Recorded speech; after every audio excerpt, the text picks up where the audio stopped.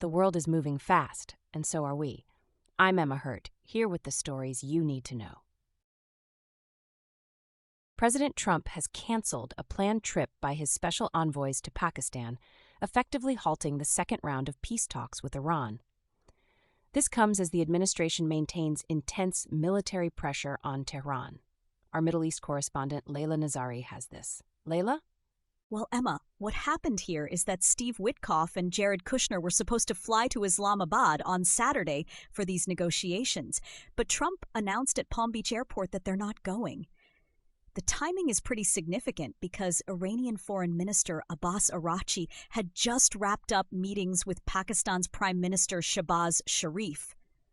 So this whole diplomatic channel that was supposed to keep momentum going, it's just stalled.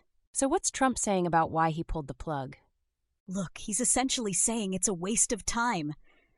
Trump told reporters, "We have all the cards," and suggested that if Iran wants to talk, they can call. He's frustrated with the lack of clarity on the Iranian side about who's actually making decisions. What's interesting is he's shifting to phone diplomacy instead of these in-person envoy missions. That's a pretty dramatic signal about how the administration views leverage right now. They think military pressure is working, so why sit down at a table? Layla, thank you for breaking that down. Continuing on world news, the scale of these coordinated attacks in Mali highlights just how fragile security remains across West Africa. Our Washington correspondent Marcus Webb has more. Marcus? Well, Emma, what we're seeing here is pretty alarming.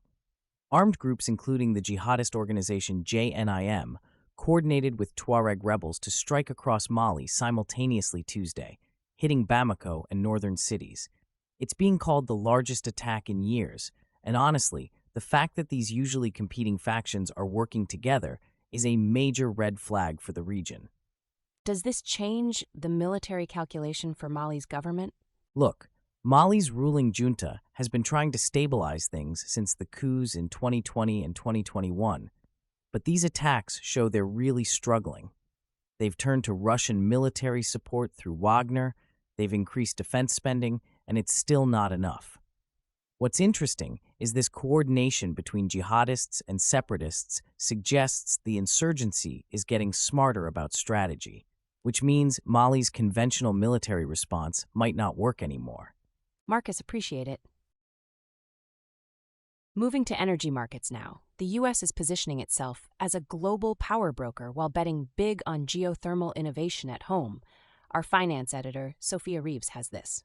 Sophia? Well, Emma, what we're seeing is really two tracks happening simultaneously.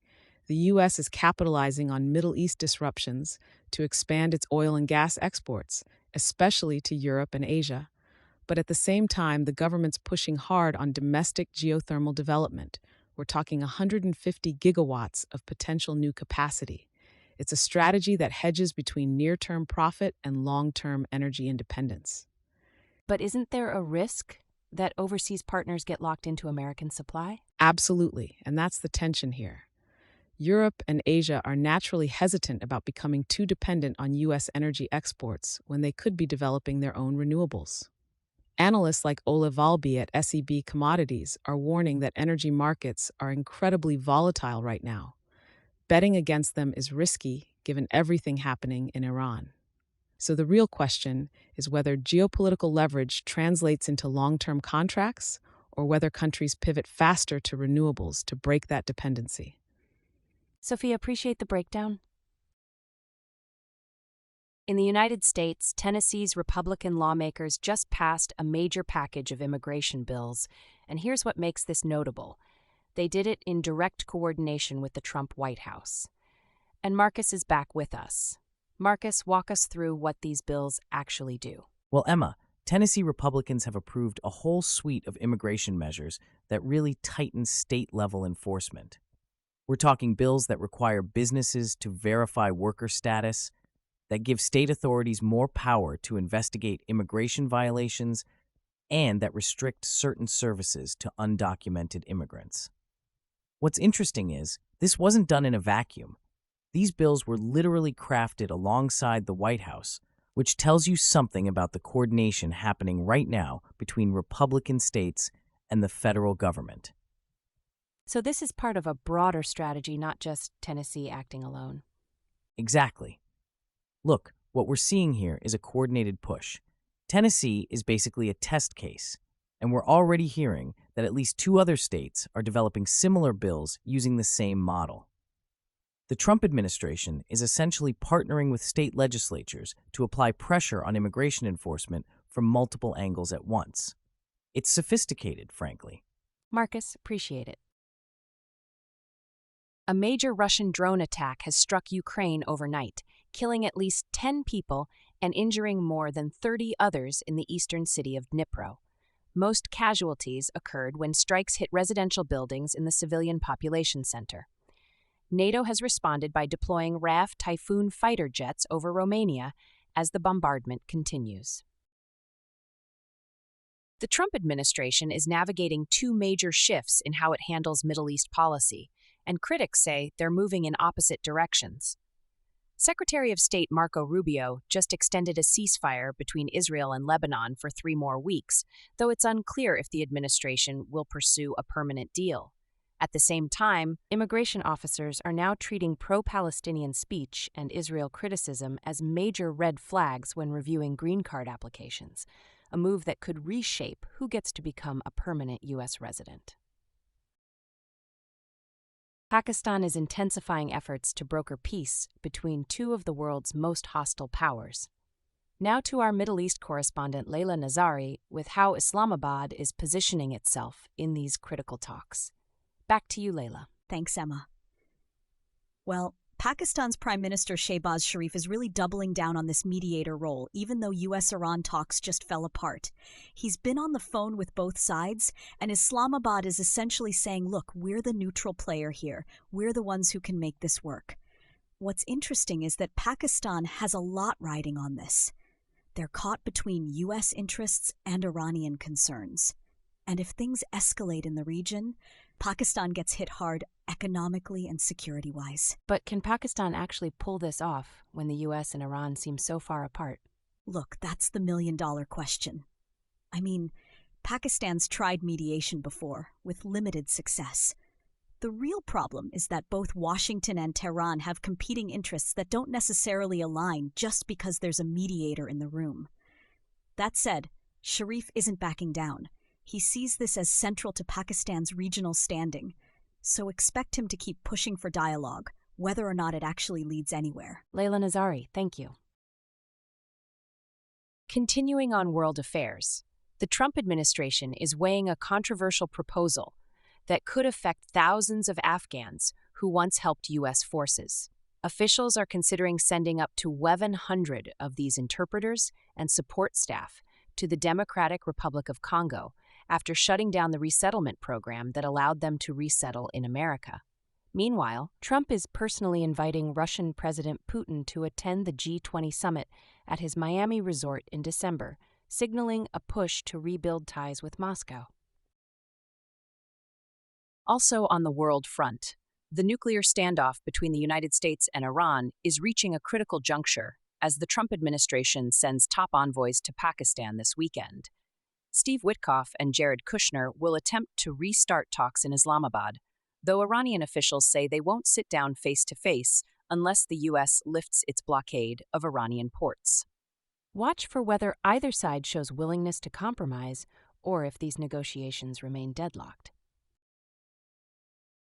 Continuing on world affairs, Britain's King Charles faces his most significant diplomatic test yet, as he prepares for a state visit to Washington at a moment when President Trump is fundamentally reshaping American relationships across the Middle East and South Asia.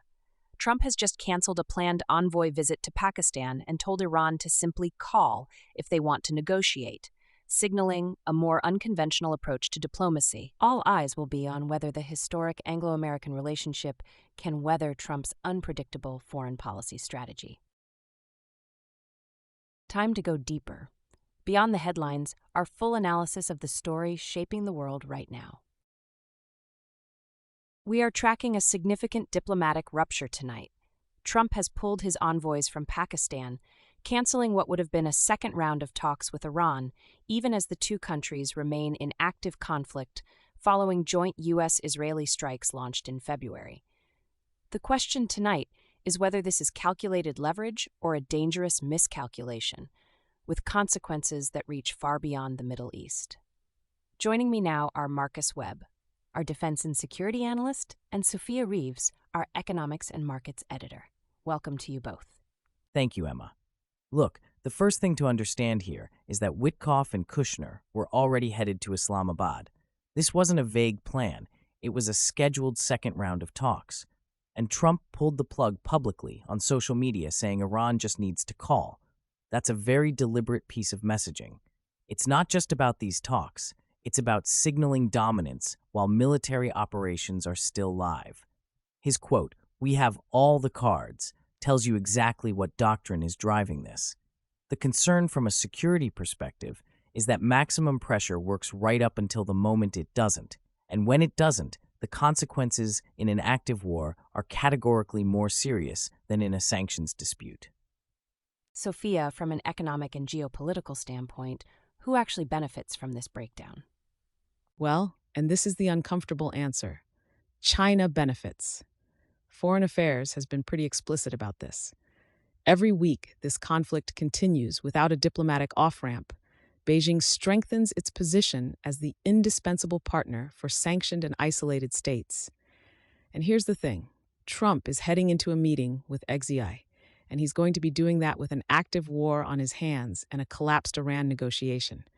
That's not a strong hand at the table, whatever he's saying publicly. Markets are watching the oil picture very closely too, and prolonged instability in this region doesn't resolve in anyone's favor economically, least of all Washington's. Marcus, final thought, is this recoverable, and how quickly? My assessment is that it's recoverable, but only if Iran makes the first move. And that's a significant ask of a country currently under military pressure. The most realistic path is back-channel contacts through Pakistan or Oman, buying time for a face-saving framework. But here's what worries me. The historical pattern, every time U.S.-Iran diplomacy has collapsed, is that Iran moves closer to a nuclear threshold and closer to Beijing. We've seen this cycle before. The window for a deal that actually holds is narrowing, and pulling envoys publicly doesn't stop that clock. It accelerates it. Important analysis tonight. Thank you both, Marcus, Sophia, appreciate it. What happened in Mali this week isn't just another attack in a troubled region. It's a coordinated, multi-city offensive that struck the capital Bamako itself, and analysts are calling it the most significant jihadist assault the country has seen in years. The questions tonight are what it means for Mali's fragile military government, for the Sahel at large, and for the broader architecture of African security. Joining me now are Sophia Reeves, our economics and markets editor, and James Chen, our geopolitical analyst. Welcome to you both. Thank you, Emma. And look, what strikes me immediately here is the sheer scale of the coordination. We're talking about simultaneous strikes across geographically dispersed targets, including the capital. And that takes planning, resources, and crucially, it takes a degree of operational unity between groups that don't always share the same agenda. JNIM and Tuareg rebels moving together. That's new, and that's alarming.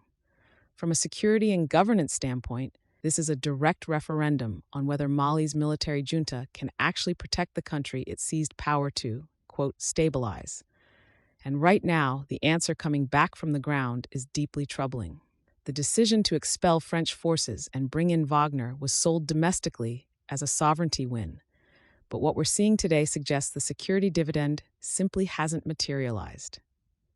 James, from your perspective, what does this tell us about the broader regional picture? And where does the Wagner calculation fit in here? Well, here's the thing. Wagner's presence was always more about political consolidation for the junta than genuine counterinsurgency effectiveness. I mean, look at the trajectory. French forces operated in the Sahel for nearly a decade and couldn't break the jihadist momentum.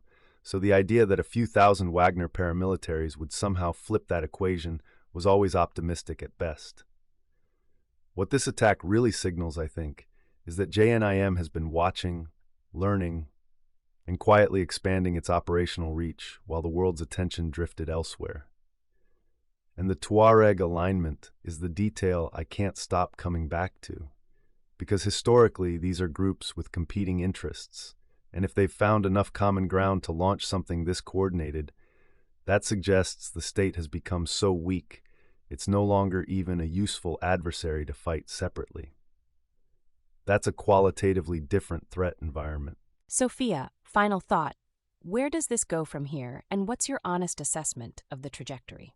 My assessment is that the most likely outcome is an ugly, prolonged stalemate, and that's actually the optimistic read. The junta holds Bamako, Wagner stays, the international community watches from a distance because there's no clean intervention option after the French departure, and northern and central Mali remain effectively ungoverned.